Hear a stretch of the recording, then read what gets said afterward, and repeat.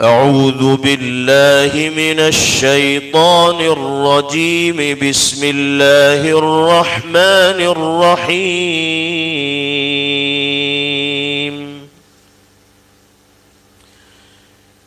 إن في خلق السماوات والأرض واختلاف الليل والنهار لآيات لأولي الألباب الذين يذكرون الله قياما وقعودا وعلى جنوبهم ويتفكرون في خلق السماوات والأرض ربنا ما خلقت هذا باطلا سبحانك فقنا عذاب النار. ربنا إنك من تدخل النار فقد أخزيته وما للظالمين من أنصار. ربنا إننا سمعنا مناديا ينادي للإيمان أن آمنوا بربكم فآمنا ربنا فاغفر لنا ذنوبنا وكفر عنا سيئاتنا وتوفنا مع الأبرار. ربنا وآتنا ما وعدتنا على رسلك ولا تخزنا يوم القيامة إنك لا تخلف الميعاد. فاستجاب لهم ربهم أني لا أضيع عمل عامل منكم من ذكر أو أنثى بعضكم من بعض فالذين هاجروا وأخرجوا من ديارهم وأوذوا في سبيلي وقاتلوا لأكفرن عنهم سيئاتهم ولأدخلنهم جنات تجري من تحتها الأنهار ثوابا من عند الله والله عنده حسن الثواب. لا يغرنك تقلب الذين كفروا في البلاد متاع قليل ثم مأواهم جهنم وبئس المهاد. لكن الذين اتقوا ربهم لهم جنات تجري من تحتها الأنهار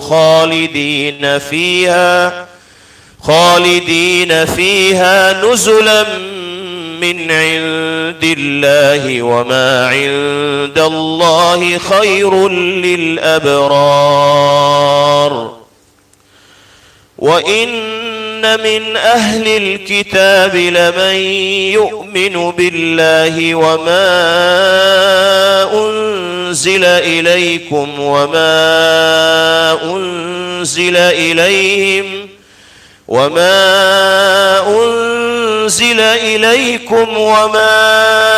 أنزل إليهم خاشعين لله لا يشترون بآيات الله ثمنا قليلا أولئك لهم أجرهم عند ربهم إن الله سريع الحساب.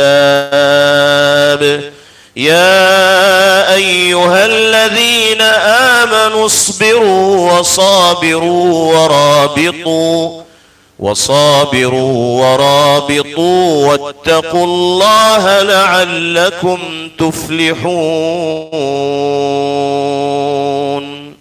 صدق اللہ العظیم۔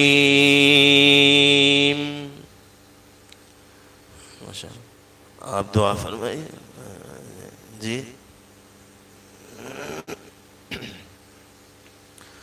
اللهم لك الحمد كله ولك الشكر كله، اللهم لا نحصي ثناء عليك أنت كما أثنيت على نفسك، اللهم صل وسلم وبارك على سيدنا ونبينا ومولانا محمد وعلى آله وصحبه كما تحب وترضى عدد ما تحب وترضى. لا إله إلا الله الحليم الكريم، سبحان الله رب العرش العظيم، لا إله إلا أنت سبحانك إني كنت من الظالمين.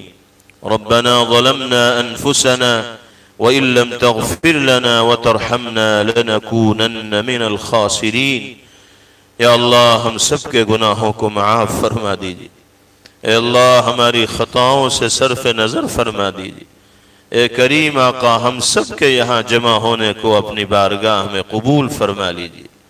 اے اللہ آپ نے اپنی توفیق سے جن قرآنی ہدایات کے مذاکرے کا موقع ہمیں مرحمت فرمایا ہے، ہم سب کو ان پر عامل اور کاربند بنا دیجیے۔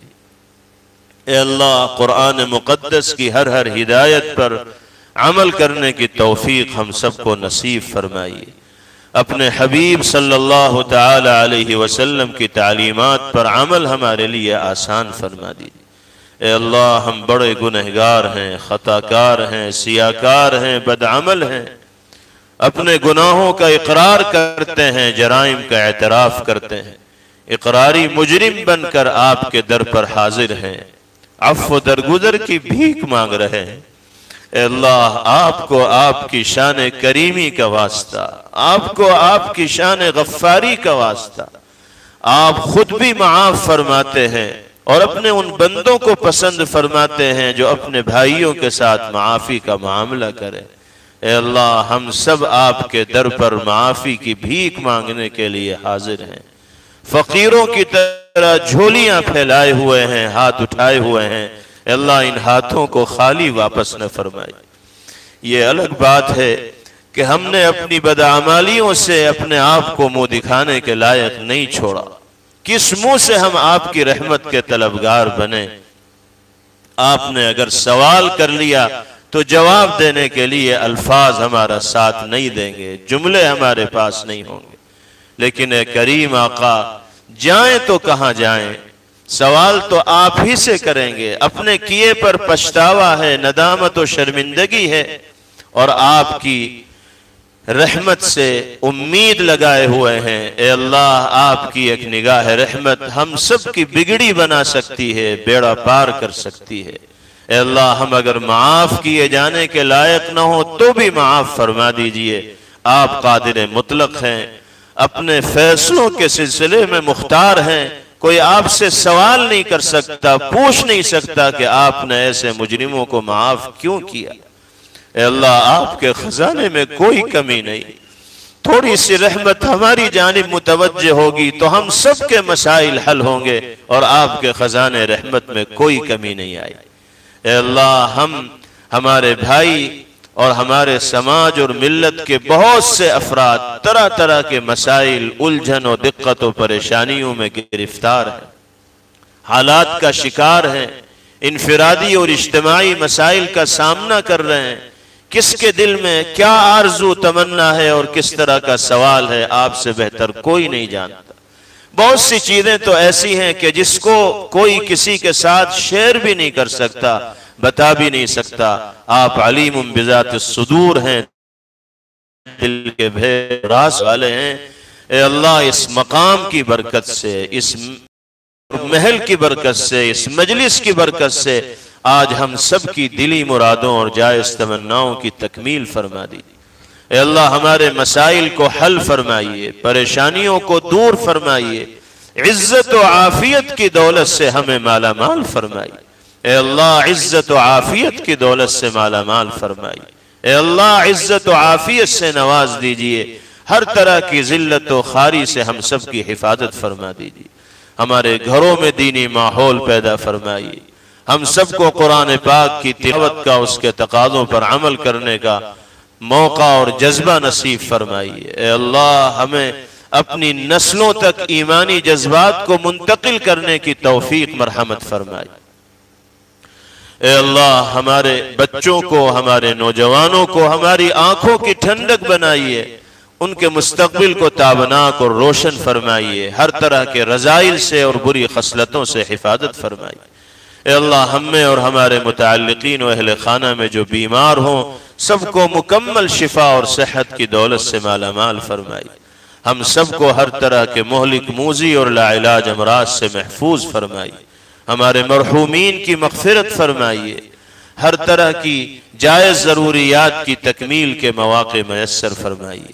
اے اللہ ہمارے کاروبار میں، ذریعہ معاش میں، ملازمت میں برکت عطا فرمائیے، اپنے سوا کسی کا محتاج نہ بنائیے۔ ہم نے جو مانگا وہ بھی عطا فرمائیے، جو مانگنے سے رہ گیا آپ مناسب سمجھتے ہیں اس کا بھی ہمارے حق میں فیصلہ فرما دیجئے۔ اللہم ربنا آتنا فی الدنیا حسنہ وفی الآخرة حسنہ وقنا عذاب النار وصلی اللہ وسلم وبارک علیہ وعلى آلہ وصحبہ اجمعین برحمتک یا ارحم الراحمین والحمد للہ رب العالمین۔